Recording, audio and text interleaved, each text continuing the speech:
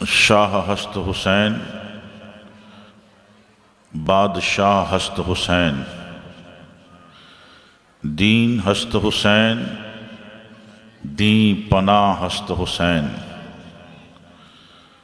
سرداد نداد دست در دست یزید حقا کے بنائے لا الہ ہست حسین۔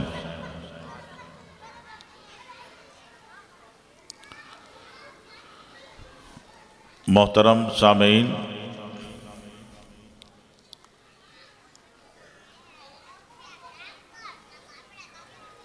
اللہ تبارک و تعالیٰ کا ارشاد و فرمان ہے وَلَنَبْلُوَنَّكُمْ، اور ہم تم کو ضرور آزمائیں گے، بِشَيْءٍ، کچھ چیزوں کے ذریعہ سے، من الخوف والجوع ونقص من الاموال والانفس والثمرات، کبھی تم پر باطل طاقتوں کا خوف غالب کر کے تمہیں آزمایا جائے گا، کبھی بھوک اور پیاس میں مبتلا کر کے تمہیں آزمایا جائے گا، کبھی تمہارے مال میں نقصان کر کے تمہیں آزمایا جائے گا، کبھی جانیں لے کر کے آزمایا جائے گا، کبھی اولاد کو لے کر کے آزمایا جائے گا، اور اس امتحان اور آزمائش میں جو سرخ روح ہوتا ہے، کامیاب ہوتا ہے، ثابت قدم رہتا ہے، تو اللہ تعالیٰ ارشاد فرماتا ہے وَبَشِّرِ الصَّابِرِينَ، اور بشارت سنا دو صبر والوں کو۔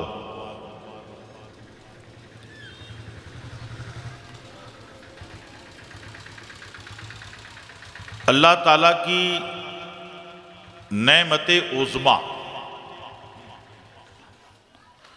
بڑی نعمتوں میں سے ایک نعمت صبر ہے۔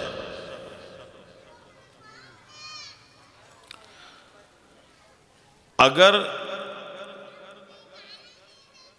ایمان والا صبر اختیار نہیں کرتا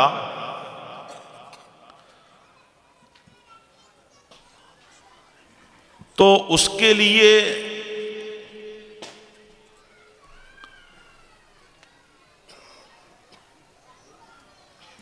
کامیابی بہت دشوار ہو جاتی ہے۔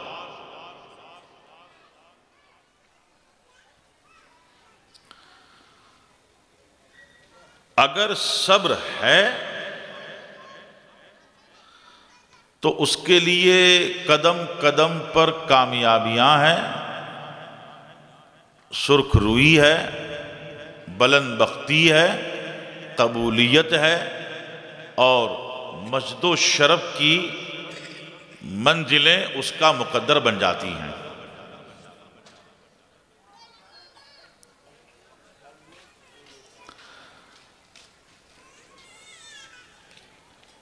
آزمائش میں،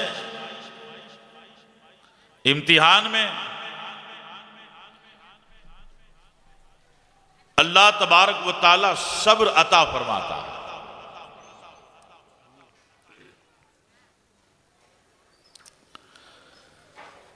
قرآن پاک میں سورہ والعصر میں اللہ تعالیٰ نے ارشاد فرمایا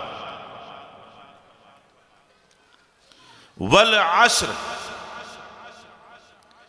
ان الانسان لفی خسر، قسم ہے زمانہ محبوب صلی اللہ علیہ وسلم کی، سارے انسان گھاٹے میں ہیں، نقصان میں ہیں، خسارے میں ہیں، کوئی گھاٹے سے بچتا نہیں ہے، خسارے سے نہیں بچتا، نقصان سے نہیں بچتا، لاس سے کوئی بچتا نہیں۔ لیکن اللہ تعالیٰ نے ایک گروہ کا استثناء کر دیا،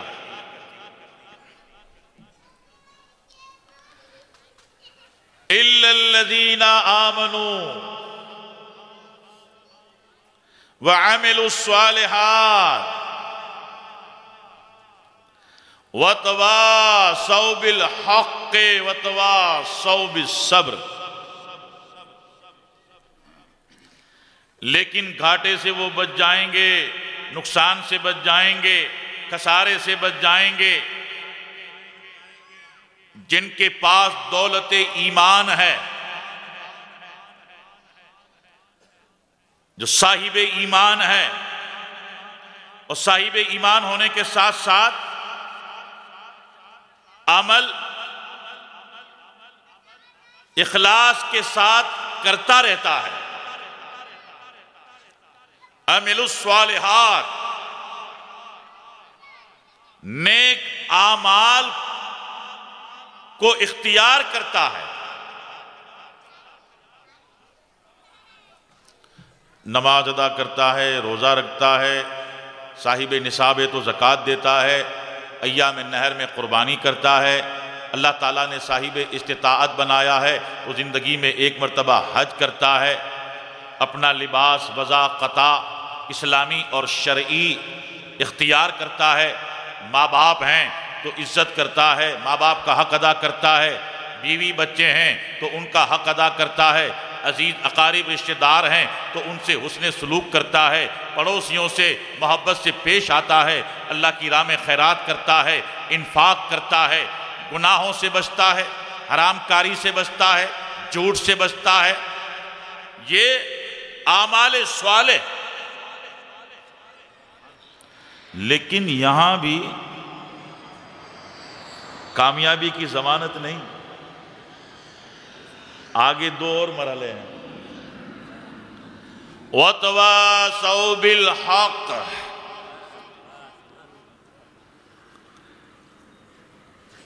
حق کی حمایت کرتا ہے،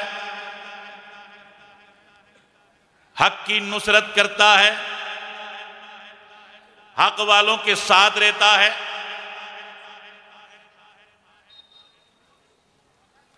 تو یہ حق والے کون ہیں؟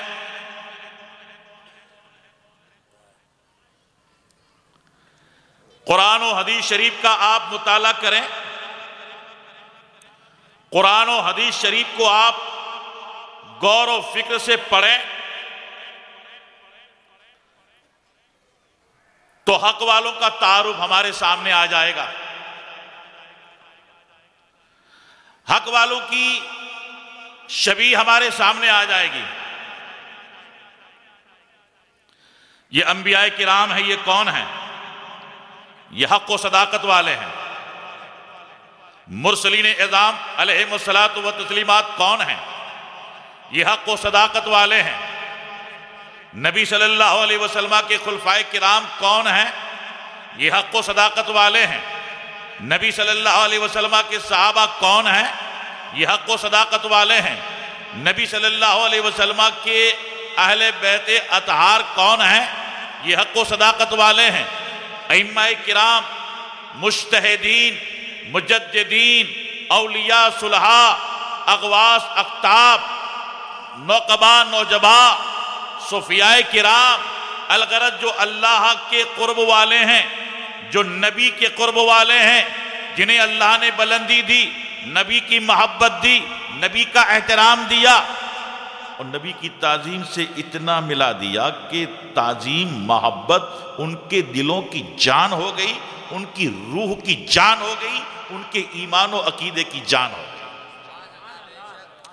ارے اسی فلسفے کو اعلیٰ حضرت نے پیش کیا، جان ہے عشق مصطفیٰ روز فزوں کرے خدا، جان ہے عشق مصطفیٰ روز فزوں کرے خدا، جس کو ہو درد کا مزہ ناز دوا اٹھائے کیوں۔ تو نماز ادا کرتا ہے، روزہ رکھتا ہے، تلاوت کرتا ہے، قربانی کرتا ہے، حج کرتا ہے، عبادت کرتا ہے، ظاہری تقوی اختیار کر چکا ہے، لیکن نبی صلی اللہ علیہ وسلم کی عظمت سینے میں ہے، نبی صلی اللہ علیہ وسلم کا ادب و احترام سینے میں ہے، نبی صلی اللہ علیہ وسلم کی محبت ہے؟ اگر ہے تو اس کی عبادتوں کو اللہ شرف قبول دے گا، اس کی ریاضتوں کو اللہ تعالیٰ شرف قبول عطا فرمائے گا، اس کے سجدوں کو اللہ تعالیٰ شرف قبول عطا فرمائے گا، اس کا تقوی اللہ تعالیٰ کی بارگاہ میں قبول، اس کی تمام تر عبادتیں ریاضتیں، اس کے اعمال حسنہ اللہ کی بارگاہ میں قبول۔ اور اگر نبی کا احترام نہیں ہے، نبی کی محبت نہیں ہے، قرآن کا احترام نہیں ہے، شریعت کا احترام نہیں ہے، اللہ تعالیٰ کے شاعر کا احترام نہیں ہے، اللہ کے محبوبین کا ادب نہیں ہے، تو اس کی عبادت ریاضت بارگاہ سمدیت میں ہرگز قبولیت کے لائق نہیں ہوتی۔ وَتَوَاصَوْا بِالْحَقِّ وَتَوَاصَوْا بِالصَّبْرِ، حق والوں کے ساتھ رہنا ہے تو صبر کرنا پڑے گا، اس لیے کہ یہاں تکلیف زیادہ ہوتی ہے۔ باطل فرقے والے آفر کرتے ہیں، یزیدیوں نے کتنی بڑی آفر کی۔ عمر بن سعد جب شروع میں نواسۂ رسول صلی اللہ علیہ وسلم کے خلاف کمان سنبھالنے کی ذمہ داری قبول نہیں کرتا تو ابن زیاد نے صاف لفظوں میں کہہ دیا، اے عمر بن سعد، حسین ابن علی کے خلاف نہیں جانا، ان کے خلاف لشکر کی کمان نہیں سنبھالنا، انہیں جنگ کی دعوت نہیں دینا، ان کے خلاف میدان جنگ میں نہیں جانا، تمہاری مرضی، جو تم کو پسند ہے، ہمیں کوئی اعتراض نہیں ہے، لیکن ہم نے تم کو ایران کی گورنری کا پروانہ دے دیا ہے، وہ ہم رد کرتے ہیں۔ تو اگر صبر دل میں ہوتا، حق کی حمایت و نصرت کا جذبہ کامل ہوتا، تو وہ کہہ دیتے ایک ایران کی گورنری کیا ہے، دنیا بھر کی ہفت اقلیم کی کوئی سلطنت ہمیں دے تو اللہ تبارک و تعالیٰ کی ذات کی قسم، ہم ہفت اقلیم کو ٹھوکر مار دیں گے، رد کر دیں گے، مگر نواسۂ رسول کے خلاف نہیں جائیں گے۔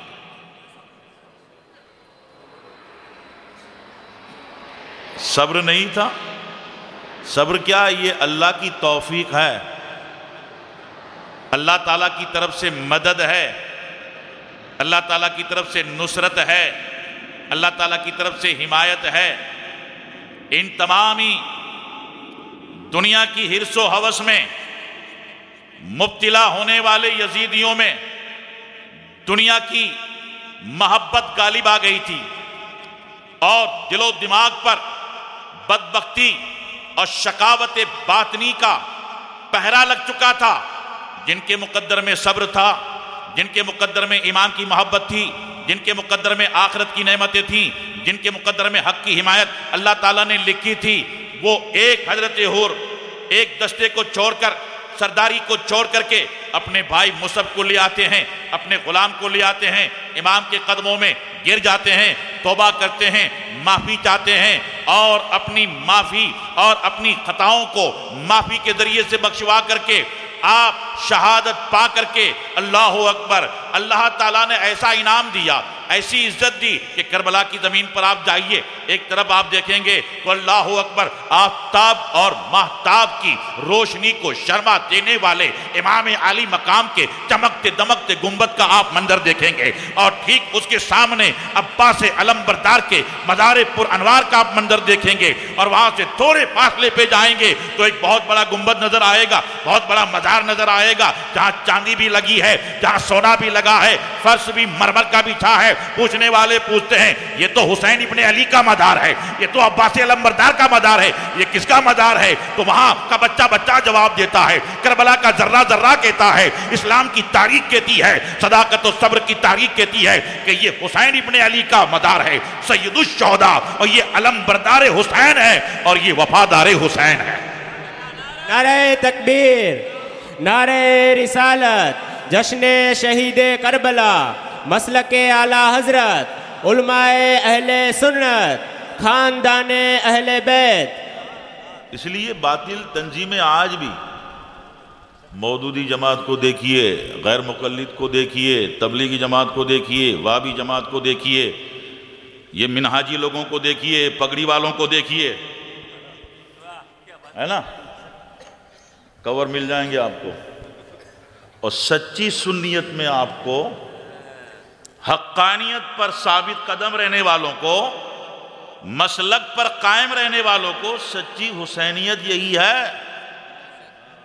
صبر کرنا پڑے گا، کور نہیں آتا، ہدیہ نہیں آتا، کہیں منتھلی پیمنٹ کا اہتمام نہیں ہوتا، مالی مدد نہیں ملتی، کہا نہیں یہاں روپیہ نہیں ملے گا، یہاں اناج نہیں ملے گا، یہاں تمہیں منتھلی کوئی پیمنٹ نہیں ملے گا، یہاں تمہیں اللہ کی طرف سے صبر ملے گا، اللہ تعالیٰ کی طرف سے توفیق ملے گی، اللہ تعالیٰ کی طرف سے عزت ملے گی، اللہ تعالیٰ کی طرف سے بشارت ملے گی، نبی کی محبت ملے گی، آل نبی کی محبت ملے گی، صحابی نبی کی محبت ملے گی، دنیا میں عزت و وقار اور آخرت میں ابدی سرمدی نعمتوں کے آپ حقدار ہو جائیں۔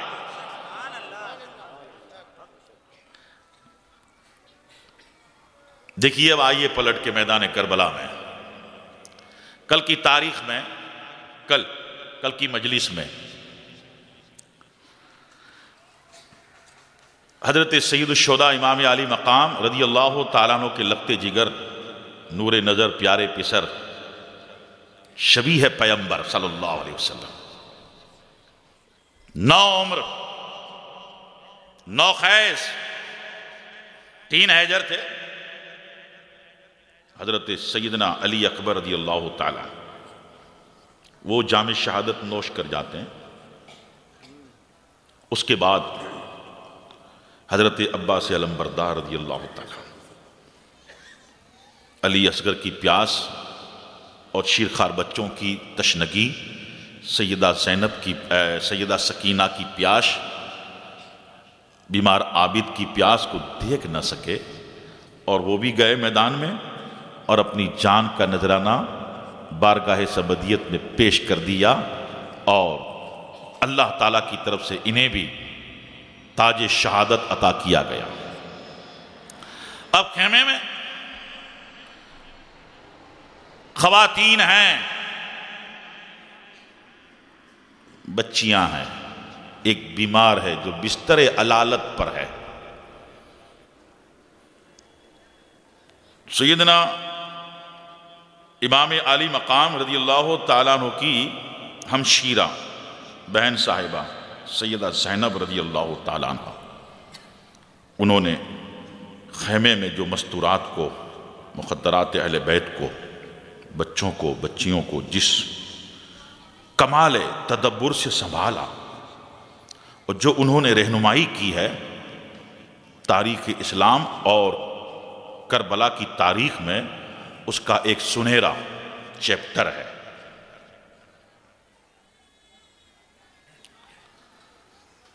سیدہ زینب رضی اللہ تعالیٰ عنہ کے ساتھ 2 شہزادے تھے، آن و محمد رضی اللہ تعالیٰ عنہما۔ ان میں سے ایک کی عمر 13 سال اور دوسرے کی عمر 15 سال۔ اب 13 سال اور 15 سال کے بچے کو تلوار تھما دینا، میدان میں بھیج دینا،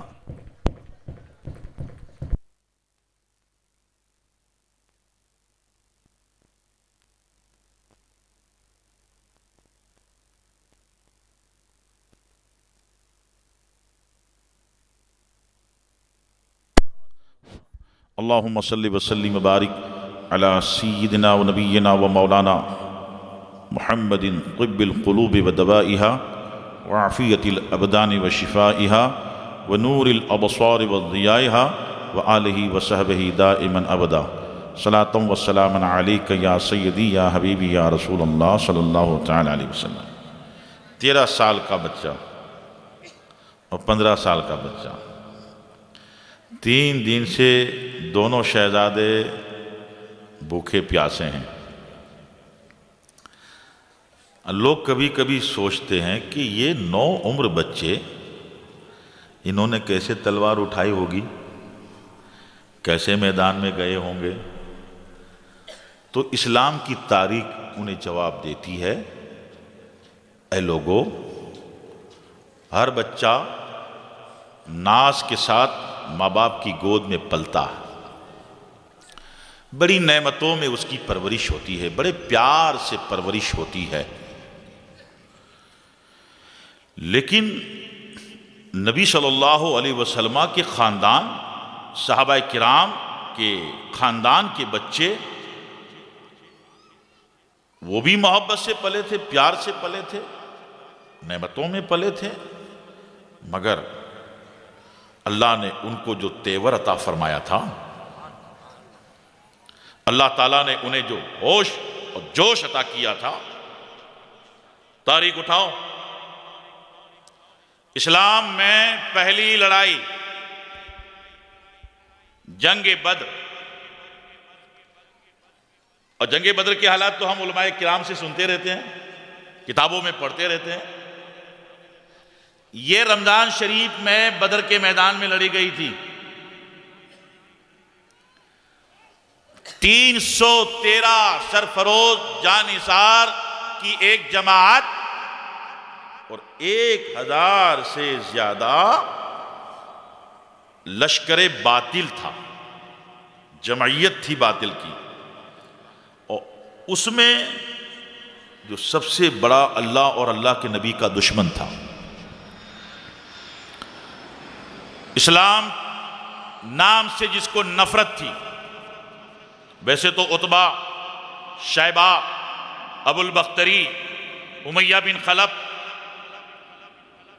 عقبہ بن ابی معیط، یہ بھی سب اسلام کے اور آقا صلی اللہ علیہ وسلم کے اول درجہ کے دشمن تھے، مگر سب سے بڑا دشمن ابو جہل تھا، سب سے بڑا دشمن ابو جہل تھا۔ میدان بدر میں ابو البختری کو قتل کرنے والے طاقتور تھے، امیہ بن خلف کو قتل کرنے والے قابل تھے، عتبہ شیبہ کو قتل کرنے والے لائق و فائق تھے، مگر ابو جہل کو قتل کرنے والے اسی عمر کے بچے تھے، اور تلواریں لے کر کے جنگ ہو رہی ہے، مارکا آرائی ہو رہی ہے، اور وہ دونوں بھائی دیکھتے ہیں ایک دوسرے کو، پوچھتے ہیں کہ کہاں ملے گا وہ کمینہ، کس جگہ ملے گا، ہم تو اسی کو ڈھونڈتے ہیں، اگر ہاتھ میں آ جائے تو اسی کا خاتمہ کر دیں، اس لیے کہ ہمارے نبی صلی اللہ علیہ وسلم کی سب سے زیادہ توہین وہ کرتا ہے۔ اتفاق سے حضرت عبد الرحمن بن عوف رضی اللہ تعالیٰ عنہ قریب آ گئے، ان دونوں شہزادوں نے سلام کیا، حضور السلام علیکم، انہوں نے جواب دیا، کہا شہزادوں کیا بات ہے، تلواریں ہاتھ میں ہے، کیا ارادہ ہے؟ کہا ارادہ ہے، آپ دعا کریں اللہ تعالیٰ اس ارادے کو پورا کرے۔ فرمایا کیا ارادہ ہے؟ کہا آپ ہماری رہنمائی کریں، ان میں ابو جہل کہاں ہے، آپ بتا دیں ہمیں۔ تو حضرت عبد الرحمن بن عوف رضی اللہ تعالیٰ عنہ فرماتے ہیں کہ شہزادوں ابو جہل کو مارو گے؟ کہا ہاں انشاءاللہ تعالیٰ ارادہ یہی ہے، ہمارے نبی صلی اللہ علیہ وسلم کا پکا مخالف ہے وہ، دین اسلام کا پکا دشمن ہے وہ، اور ہمارے نبی صلی اللہ علیہ وسلم کی توہین کرتا ہے، تو ہم نے قسم کھائی ہے یا تو خود شہید ہو جائیں گے یا تو اللہ کی راہ میں کٹ جائیں گے، یا پھر اس بدبخت دشمن دین کو ہم قتل کریں گے۔ تو حضرت عبد الرحمن بن عوف نے پتہ بتایا، دیکھو وہ کھڑا ہے، وہ رہا۔ تاریخ بتاتی ہے نا کہ یہ شیر کے بچوں کی طرح جھپٹ کے گرے اس پر، اور ایسا شدید حملہ کر دیا کہ وہ اپنے آپ کو بچا نہ سکا۔ اس حملے میں ایک بچے کے ایک ہاتھ پہ کسی دشمن نے تلوار کا وار کیا، ہاتھ کٹ تو گیا مگر ایک تسمہ کی طرح، چمڑا نہیں کٹا تھا تو ہاتھ لٹک گیا، ہاتھ کٹ گیا ہے مگر تھوڑے سے چمڑے میں جڑا ہوا ہے، چمڑا نہیں کٹا، اور یہ لڑ رہے ہیں، لڑتے جا رہے ہیں، لیکن لڑنے میں تھوڑا یہ ہاتھ ڈسٹرب کرتا ہے، تکلیف دیتا ہے، تو سوچنے لگے کیا کرے، ابھی اتنا تو موقع ہے نہیں کہ اس کا کچھ انتظام کریں۔ آخر انہوں نے ہاتھ کو پیر کے نیچے دبا کے کھینچ کے وہ جو چمڑا تھا وہ توڑ ڈالا، ہاتھ کو الگ کر دیا۔ یہ کلیجہ ہے، یہ حوصلہ ہے، یہ ہمت ہے۔ اللہ تبارک و تعالی شجاعت دیتا ہے، بہادری دیتا ہے، اور اپنے اور اپنے نبی صلی اللہ علیہ وسلم کی خاطر، دین اسلام کی خاطر مر مٹنے کا جب حوصلہ دیتا ہے تو بڑے بڑے رستم بھی اس کی بہادری کو دیکھ کر کے حیرت زدہ رہ جاتے ہیں۔ اب یہ دونوں شہزادے 13 سال اور 15 سال، یہ تو 3 دن کے بھوکے پیاسے بھی ہیں۔ سیدہ زینب رضی اللہ تعالیٰ عنہ نے کہا صاحبزادو جاؤ مامو جان سے اجازت لو۔ سیدہ زینب خیمے کے قریب کھڑی رہی، یہ دونوں شہزادے آئے، حضرت امام علی مقام رضی اللہ تعالیٰ عنہ کی خدمت میں بیٹھ گئے۔ کہا حضور اجازت لینے آئے۔ فرمایا کس چیز کی اجازت؟ کہا حضور میدان میں جانا ہے۔ امام علی مقام کبھی حضرت اون کا چہرہ دیکھتے ہیں، کبھی حضرت محمد کا چہرہ دیکھتے ہیں، اور فرماتے ہیں شہزادو 3 دن تک تمہیں پانی نہیں ملا، اور تیسرا دن ہے، ایک لقمہ نہیں ملا، تم بھوکے پیاسے ہو، اور پھر تمہاری عمر بھی تو بہت چھوٹی ہے، میں تمہیں اجازت نہیں دے سکتا۔ کہا حضور قاسم کو اجازت دے دی، علی اکبر کو اجازت دے دی، دوسرے حضرات کو اجازت دے دی، تو ہمیں کیوں محروم کر رہے ہیں؟ کہا نہیں، میری ہمشیرہ، میری پیاری بہن سیدہ زینب کے تم چھوٹے چھوٹے شہزادے ہو، اور میں نہیں چاہتا کہ زینب کے دونوں شہزادے زینب کو داغ مفارقت دے چلے، حضرت زینب سے جدا ہو جائے۔ تو شہزادوں نے کہا کہ حضور دیکھیے ماں کھڑی ہے آپ کے پیچھے۔ امام علی مقام نے مڑ کے دیکھا تو سیدہ زینب کھڑی ہیں، کہہ رہی ہیں کہ برادر محترم، میرے پیارے بھائی، میری دل کی تمنا ہے کہ یہ دونوں میرے لال جس طرح سے علی اکبر قربان ہوئے، جس طرح سے قاسم قربان ہوئے، اور آپ کے وفادار قربان ہوئے، یہ بھی قربان ہو، تاکہ میرے دل کو اطمینان ہو جائے کہ میں نے بھی حق کی حمایت کے لیے، دین کی خاطر، اللہ اور اللہ کے نبی صلی اللہ علیہ وسلم کی رضا کے لیے کچھ تحفہ پیش کیا، کچھ قربانی دی۔ اور اے میرے معزز برادر، میرے شفیق بھائی، کل بروز قیامت سیدہ فاطمہ خاتون جنت کی خدمت میں حاضری دوں گی، مادر مشفقہ کی بارگاہ میں جاؤں گی، تو کم سے کم مجھے اپنی ماں سے ملتے وقت اتنی تو خوشی ہوگی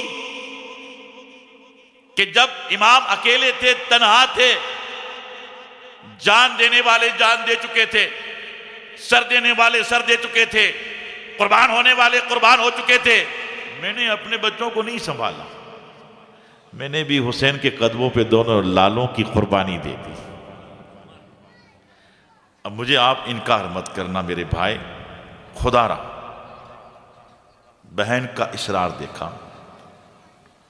بچوں کا اصرار دیکھا، امام نے دعاؤں کے ساتھ دونوں شہزادوں کو اجازت دے دی، جاؤ، اللہ تعالیٰ تمہیں ثابت قدم رکھے، اللہ تمہارے جذبات کو شرف قبولیت دے، اللہ تمہارے پاکیزہ ارادوں کی ابدی اور سرمدی جزا عطا فرمائے، جاؤ، ہم جو تحریک لے کے چلے ہیں، ہم جو مشن لے کے چلے ہیں، ہم نے جو محاذ سنبھالا ہے وہ حق کا محاذ ہے، صداقت کا محاذ ہے، اللہ کی رضا، نبی کی رضا، دین اسلام کے تحفظ کا مشن ہے یہ، اور اس کی خاطر قربان ہو جانا اللہ تبارک و تعالیٰ اور اس کے نبی صلی اللہ علیہ وسلم کی بڑی رضا پانے کے حقدار ہوتے ہیں، جاؤ۔ اب انہوں نے تلواریں لیں اور گئے چلتے چلتے میدان میں۔ اب ان کی آنکھوں پہ تو شیطان نے پٹا لگا دیا تھا، دل پر شقاوت بدبختی چھا چکی تھی، دنیا ہی ان کے لیے سب کچھ تھی، نہ انہیں اپنی موت کا خیال تھا، نہ قبر کا خیال تھا، نہ آخرت کا خیال تھا، ورنہ کم سے کم اتنا تو وہ سوچتے کہ بھئی یہ 9 عمر بچے ہیں اور بہت چھوٹی عمر ہے، ہمیں ان سے کوئی تعارض نہیں ہے، ہمیں ان سے کوئی اعتراض نہیں ہے، انہیں واپس کر دو اور ان پہ کوئی ہتھیار مت اٹھانا۔ لیکن میرے دوستو، وہاں تو ظلم شباب پر تھا، ظلم کی انتہا تھی، وہاں ظلم جہاں تک آگے بڑھ سکتا ہے، ظلم جتنے عروج تک پہنچ سکتا ہے، وہاں ظلم کے لیے راستے ہموار ہو چکے تھے۔ اقتدار ہے، لشکر ہے، یزید ہے، ابن زیاد ہے، مملکت ہے، اور ادھر صبر تھا، ادھر رضا، مولا تعالیٰ کی رضا۔ صبر کی بھی کوئی انتہا نہیں، صبر بھی بہت بلند ہے، صبر بھی بہت بلند ہے، صبر بھی بہت اونچا۔ ادھر ظلم کا کوئی جواب نہیں، ادھر صبر کا کوئی جواب نہیں، ادھر دنیا کی حرص کا کوئی جواب نہیں، ادھر مولا کی محبت کا کوئی جواب نہیں۔ یہاں دنیا پر مر مٹنے کا جذبہ اور یہاں دین پر مر مٹنے کا جذبہ، نہ ادھر کچھ جواب نہ ادھر جواب۔ بیچارے لڑے، کچھ لوگوں کو زخمی بھی کیا، لیکن آخر ایک شخص ابن قطبہ نامی تھا اور دوسرے کا نام ابن نحشل تھا۔ ان دونوں ظالموں نے ان دونوں شہزادوں کو تلواروں سے زخمی کیا، نیزوں سے زخمی کیا اور شہید کر دیا۔ یہ دونوں شہزادے بھی جام شہادت سے میدان کربلا میں سرشار کیے گئے۔ انا للہ و انا الیہ راجعون۔ جب ان کے جسم زمین پہ آئے، امام عالی مقام رضی اللہ تبارک و تعالیٰ دوڑے ہوئے وہاں تشریف لے گئے، ایک کو اٹھا کے لے آئے اور حضرت علی اکبر کے قریب سلایا، دوسرے کو اٹھا کے لائے اور اس کے قریب سلایا، دونوں شہزادوں کو لٹا دیا۔ اس کے بعد ابھی امام عالی مقام ان کے رخساروں پہ جو خون اور گرد لگی ہوئی تھی وہ اپنے کپڑے سے صاف کر رہے ہیں۔ اس کے بعد بیٹھے، تھوڑی دیر گزری تھی کہ ایک روایت میں آیا ہے کہ سیدہ زینب رضی اللہ تعالیٰ عنہ، اور دوسری روایت میں آیا ہے کہ حضرت علی اصغر کی ماں صاحبہ وہ حضرت علی اصغر کو گود میں لے کر کے آئیں۔ وہاں سیدہ زینب اور خیمے میں مقدس خواتین بیٹھی ہیں، علی اصغر بے-تاب ہیں، بہت پریشان ہے، پانی کے بغیر تڑپ رہے ہیں۔ ماں سے یہ منظر دیکھا نہیں جاتا، سیدہ زینب سے یہ منظر دیکھا نہیں جاتا۔ آخر لے کر کے آئے امام حسین رضی اللہ تعالیٰ عنہ کی بارگاہ میں، اور امام عالی مقام سے کہا کہ بھائی صاحب، یہ بچے کی پیاس اور شدت پیاس کی وجہ سے اس کا تڑپنا، رونا، بلکنا ہم سے دیکھا نہیں جاتا۔ اے امام، ممکن ہے، پوسیبل ہے کہ تم لے کے جاؤ، ان سے ریکویسٹ کرو کہ یہ بچہ ہے، 6 مہینے کا بچہ ہے، شدت پیاس کی وجہ سے دم توڑنے کے قریب ہے۔ فاطمہ خاتون جنت کے چمن کا ایک پودا ہے، ایک حسن کی تصویر ہے۔ کہا بھائی لے جاؤ، شاید ان کو ترس آ جائے، پلا دے پانی۔ امام علی مقام رضی اللہ تعالیٰ عنہ خوب جانتے تھے کہ وہاں میدان کربلا میں آج ہمارے لیے اس لشکر سے تیر، تلوار، نیزے، برچیاں، اس کے سوا اور کچھ نہیں۔ لیکن بی بی صاحبہ بے چین کھڑی ہے، بہن بے تاب کھڑی ہے کہ حسین گود میں لے لیں اور جائیں۔ امام علی مقام نے روتے ہوئے بلکتے ہوئے علی اصغر کو اپنی گود میں لیا اور آپ تشریف لے گئے۔ بچہ گود میں ہے، شدت پیاس سے بلک رہا ہے، رو رہا ہے۔ امام علی مقام رضی اللہ تعالیٰ عنہ نے کہا کہ لوگو، یہ میرا چھوٹا بچہ علی اصغر ہے، 6 مہینے کا ہے، اور آج تیسرا دن ہے، اس کی ماں کے سینے میں دودھ سوکھ چکا ہے، ماں بھوکی پیاسی ہے، خیمے میں پانی کا قطرہ نہیں ہے، میرا بچہ پیاس کی وجہ سے بہت بلک رہا ہے، رو رہا ہے۔ اگر کوئی تمہارا مجرم ہے تو میں ہوں، جنگ ہے تو مجھ سے ہے، جو کچھ تمہارا معاملہ ہے مجھ سے ہے، مجھے نہ پانی دو نہ اناج کا ایک دانہ دو، میں تم سے طلب نہیں کروں گا، مگر یہ میرا دودھ پیتا شہزادہ ہے، 6 مہینے کی عمر ہے۔ روایتوں میں یہاں تک آیا کہ امام نے فرمایا کہ اگر تم میں سے کوئی شخص آج علی اصغر کو تھوڑا پانی پلا دے گا تو میں وعدہ کرتا ہوں بروز حشر اپنے نانا کے ہاتھ سے جام کوثر پلاؤں گا۔ اللہ اکبر! کتنی بڑی فیاضی، کتنا بڑا ظرف! ابھی امام ان سے التجا کر رہے تھے کہ ایک وقت کا شقی اجلی بدبخت، ظلم کا پیکر، بے رحم، ہر ملابن کاہل، تیر کمان میں لگا کر کے نشانہ باندھ کر کے اس طرح سے تیزی سے چھوڑتا ہے کہ سنسناتا ہوا تیر حضرت علی اصغر رضی اللہ تعالیٰ عنہ کے حلقوم میں نازنین کو چھیدتا ہوا امام کے بازو میں پیوست ہو جاتا۔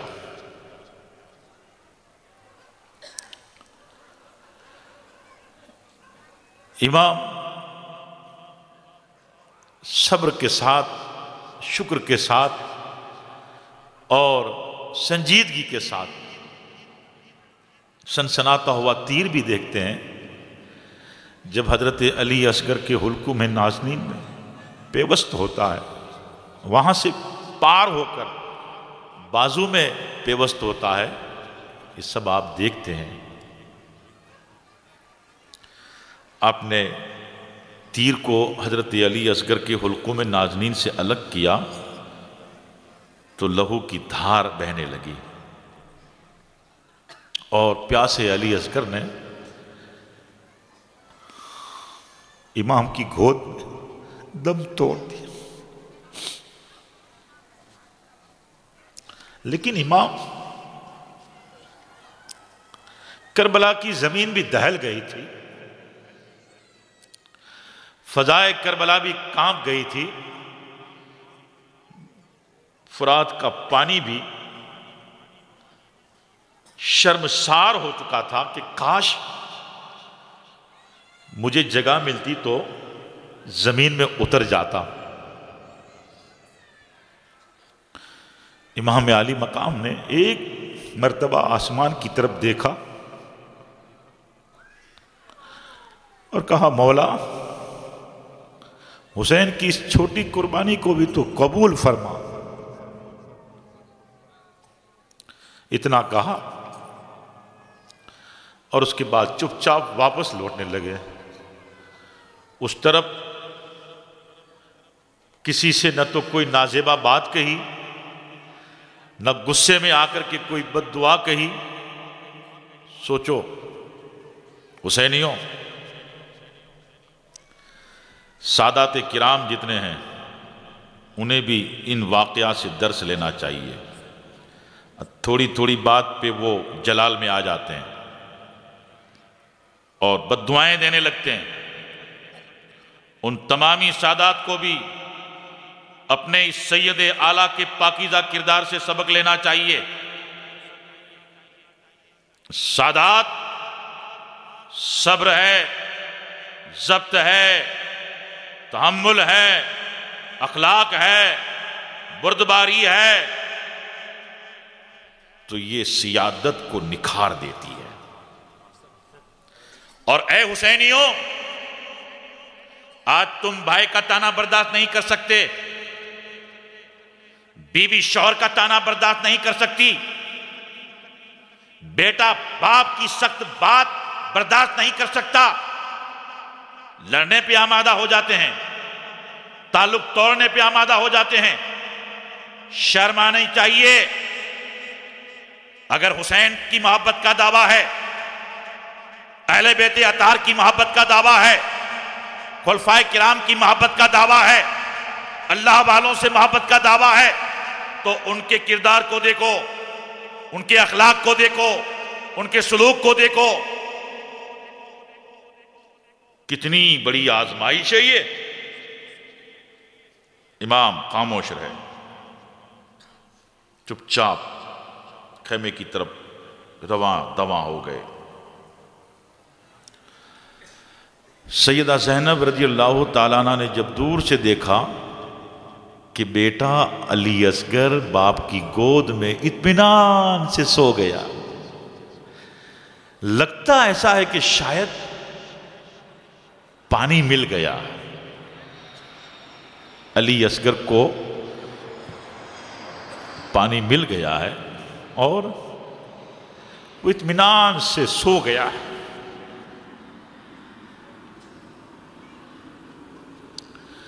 جب امام آئے، سیدہ زینب سے کہا بہن وَتَوَاصَوْا بِالْحَقِّ وَتَوَاصَوْا بِالصَّبْرِ إِنَّ اللَّهَ مَعَ الصَّابِرِينَ. یہ چھوٹی قربانی ہو گئی اللہ کی خاطر. اے اصغر کی ماں تو سیدہ فاطمہ خاتون جنت کی بہو ہے، نبی صلی اللہ علیہ وسلم کہ نواز حسین کی تو بیوی ہے. رہتی دنیا تک ہمارے خاندان سے صبر و شکیب آئی کا وہ پیغام ہمارے نانا کی امت کو ملنا چاہیے کہ جب ہمارے نانا کی امت کے خاندان میں کسی کا بچہ چھین جائے، کسی کا دودھ پیتا بچہ انتقال کر جائے، کسی کی بچی انتقال کر جائے، ماں کا چہیتا بچہ ہو، باپ کا پیارا بیٹا ہو، تو وہ ہوش نہ کھو بیٹھے، وہ آہو بکا نہ کرے، وہ ماتم نہ کرے، وہ غلط الفاظ اپنی زبان سے نہ نکالے، وہ گلاؤ شکوا نہ کرے، بلکہ ہمارے اس شہزادے کی شہادت کو اور اے علی اصغر کی ماں تیرے صبر کو، اے زینب تمہارے صبر کو، اے بیٹی سکینہ تمہارے صبر کو وہ نظروں کے سامنے رکھ کر کہہ دے کہ جب ہمارے آقاؤں نے کربلا میں صبر کیا ہے، نبی کی آل نے کربلا میں صبر کیا ہے، تو ہم ان کے غلام ہیں، ہمیں بھی صبر کرنا چاہیے. اللہ اکبر. لیکن ماں تو ماں ہوتی ہے، ماں کا کلیجہ تو ماں کا کلیجہ ہوتا، مگر بہت کنٹرول میں، مریادہ میں. اشک بہانے کی ممانعت نہیں ہے، غم کرنے کی ممانعت نہیں ہے، یہ تو فطری چیز ہے، دل کا رشتہ ہے. اشک بہا سکتے ہیں، رو بھی سکتے ہیں، درد اور دکھ کا احساس بھی ہو سکتا ہے۔ اسلام نے اس طریقے کی ممانعت کی ہے جس میں سینہ کوٹا جاتا ہے، بالوں کو پھیلایا جاتا ہے اور رویا جاتا ہے، ماتم کیا جاتا ہے۔ اسلام میں ماتم کے لیے کوئی جگہ نہیں ہے۔ اسلام نے ماتم کو حرام قرار دے دیا ہے۔ رونے کے لیے، اشک فشانی کے لیے اسلام نے منع نہیں کیا، اور اس کی مثال سیدہ زینب نے بھی دی اور حضرت علی اصغر کی ماں صاحبہ نے بھی دی۔ چند اشک بہائے میرا لال علی اصغر، ایک مرتبہ میرے سینے میں اپنا منہ لگا لے بیٹے، اب تیری ماں کو زندگی میں دوبارہ اپنا سینہ تجھے پیش کرنے کا موقع نہیں ملے گا میرے لال۔ یہ جو الفاظ ہیں بڑے مریادہ والے الفاظ ہیں، دل کے جذبات کی ترجمانی کرنے والے الفاظ ہیں، حقیقی محبت کو ظاہر و واشکاف کرنے والے الفاظ ہیں، صبر کے ساتھ، مگر اللہ کی مرضی پہلے، اللہ کی رضا پہلے۔ اللہ تعالیٰ نے جو چاہا ہمارے حق میں بہتر ہے۔ امام نے حضرت علی اصغر کو اون و محمد کے قریب سلا دیا۔ اب غریبانے بے وطن،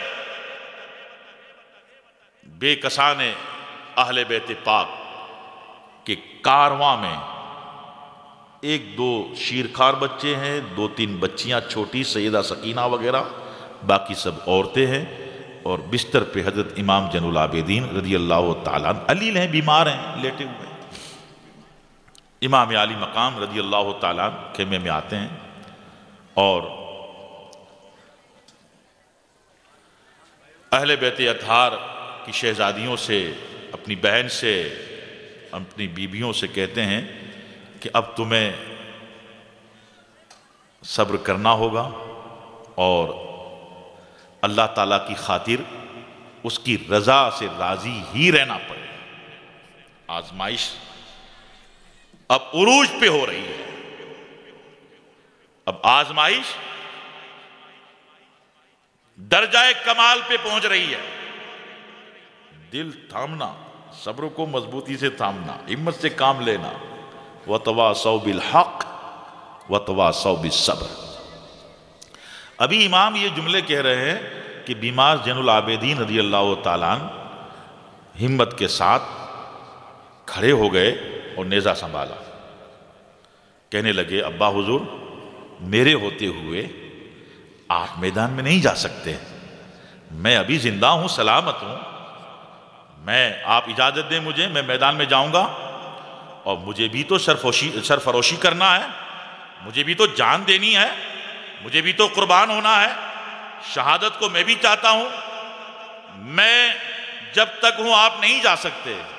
امام عالی مقام نے ان کے ہاتھ سے نیزہ لیا، نیزے کو ایک طرف رکھا، زین العابدین کو سینے سے لگایا اور کہا میرے لال تجھے میں اجازت نہیں دوں گا، اس لیے کہ اب اس پورے کارواں میں ان خواتین کا تیرے سوا دوسرا کوئی محرم نہیں، یعنی وہ شخص جو سفر میں ان کے ساتھ رہے، نگہبانی کرے، نگہداشت ہو، ان کا پورا خیال کرے، سفر میں ان کے ساتھ ساتھ رہے۔ یہ اسلامی طریقے کے مطابق جب کوئی خاتون یا چند خواتین باہر جانا چاہیں، شرعی سفر اختیار کریں، تو ان کے ساتھ محرم ہونا ضروری، ان کے ساتھ گھر کا وہ شخص جس سے ہمیشہ کے لیے نکاح حرام ہے، یا تو بھائی ہو، یا تو والد ہو، باپ، نانا ہو، دادا ہو، یا تو نواسا ہو، پوتا ہو، یہ محرم کہلاتا ہے۔ امام عالی مقام نے فرمایا یہ اہل بیت پاک فاطمہ خاتون جنت کی شہزادیوں کا تو محرم ہے، اور ان کی نگہبانی تمہیں کرنا ہے، پورے سفر مدینہ منورہ تک انہیں سنبھال کے لے جانا ہے۔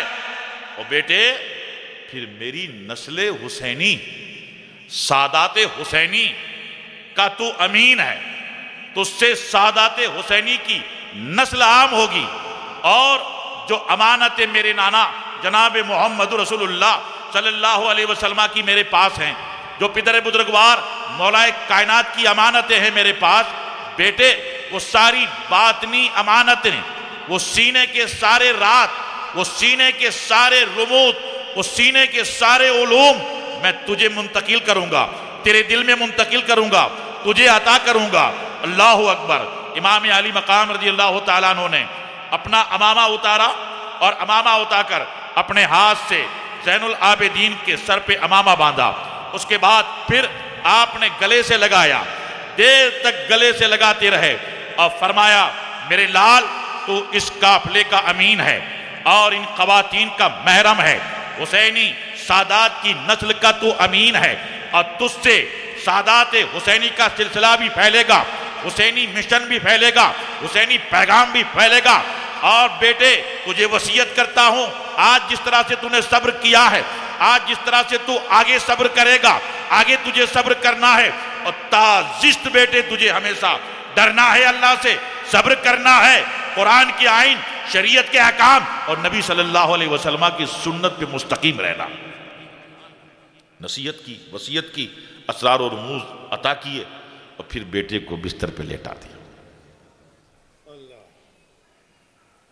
پھر سیدہ زینب سے کہا کہ بہن ذمہ داری تمہاری بھی ہے، صبر سے ہو، صبر سے رہنا، ہمت سے رہنا۔ بیویوں سے کہا، اور جو شہدائے اہل بیت کی بیویاں تھیں ان سب کو سیدہ سکینہ تاب صبر نہ لا سکی، رونے لگی۔ سیدہ سکینہ کو امام علی مقام نے تھوڑی دیر اپنی گود میں لیا، کہا بیٹے ہمارا مقدر ہے یہ کہ اللہ نے اس طرح کی آزمائش ہم سے لی، بیٹے ہمارے لیے دنیا قید خانہ ہے، اور اللہ تعالیٰ کی مرضی ہی ہماری بہتری ہے، ہماری کامیابی ہے، ابدی سرمدی کامیابیوں کی شاہراہ ہے۔ بیٹا سکینہ صبر سے کام لینا۔ 7 سال کی عمر ہے سیدہ سکینہ کی، مگر باپ کے کلمات، باپ کے الفاظ سیدہ سکینہ کے دل میں اتر گئے۔ اللہ اکبر۔ باری باری سب کو الوداع کیا، دعائیں دیں اور صبر کی تلقین کی۔ امام زین العابدین کو پھر تاکید کی۔ اس کے بعد ایک مصری قبا آپ کے پاس تھی، وہ آپ نے پہنی۔ اللہ کے نبی صلی اللہ علیہ وسلم کا امامہ تھا، وہ آپ نے پہنا۔ سید الشہداء امام حضرت امیر حمزہ رضی اللہ تعالیٰ عنہ کی ڈھال تھی، وہ پیٹھ پہ رکھی، پشت پہ رکھی۔ مولا کائنات کی ذوالفقار تھی، اسے لیا، اور حضرت جعفر طیار کا نیزہ تھا، اسے لیا، اور امام حسن مجتبیٰ کا پٹکا تھا، وہ آپ نے باندھا۔ سب کو بار بار تلقین کرتے رہے۔ استاذ زمن حضرت علامہ مولانا حسن رضا خان صاحب قبلہ علیہ رحمۃ الرضوان فرماتے ہیں، فاطمہ کے لاڈلے کا آخری دیدار ہے، فاطمہ کے لاڈلے کا آخری دیدار ہے، عشر کا ہنگامہ برپا ہے میان اہل بیت، سر کٹانا گھر لٹانا کوئی تجھ سے سیکھ لے، جان عالم ہو فدائے خاندان اہل بیت۔ امام تشریف لے گئے، سواری پر بیٹھ گئے، اور دشمنوں کی صفوں کے سامنے جا کے کھڑے ہو گئے۔ اس کے بعد آپ نے خطبہ پڑھا، حمد و صلات کے بعد اللہ تعالیٰ کی حمد کہی، اور اللہ کے نبی صلی اللہ علیہ وسلم کی بارگاہ میں درود و سلام کے نذرانے پیش کیے، اور اس کے بعد آپ نے اپنے خطبے کا آغاز کیا۔ بتایا لوگوں، میں حسین ابن علی ہوں، میرے خاندان کے چھوٹے بڑے سارے بچے تمہارے ظلم و جبر کی نظر ہو گئے، میرے رفقا، میرے ساتھی، ایک کے بعد ایک